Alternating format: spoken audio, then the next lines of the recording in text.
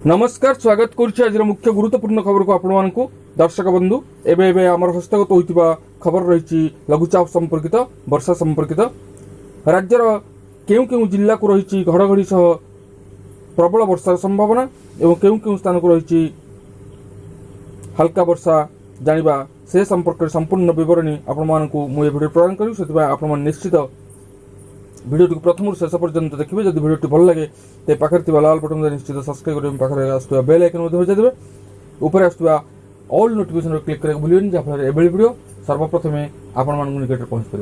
तेज आसतु जाना आज पाणीपाग संपर्कित विशेष गुरुत्वपूर्ण सूचना।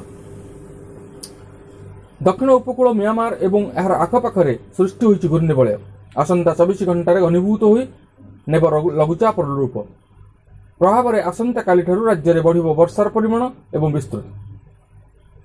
दक्षिण उपकूल म्यांमार एवं यार आखपाखे जो घूर्णिबलय सृष्टि होती आसंता 24 घंटे घनीभूत हो नेब लघुचाप रूप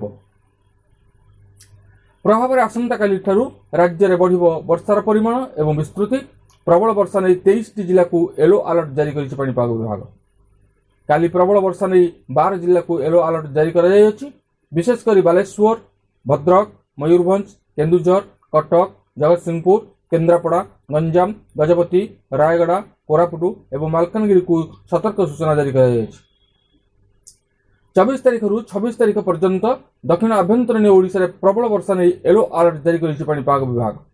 विशेषकर गंजाम, गजपति, रायगड़ा, मालकानगिरी, कोरापुट, नवरंगपुर, नुआपड़ा, बलांगीर, बरगड़, कलाहांडी एवं कंधमाल जिले में 70 रु 110 मिलीमीटर पर्यंत वर्षा नहीं आकलन करिछि आंचलिक पाणीपाग विज्ञान केन्द्र। 26 तारिख रे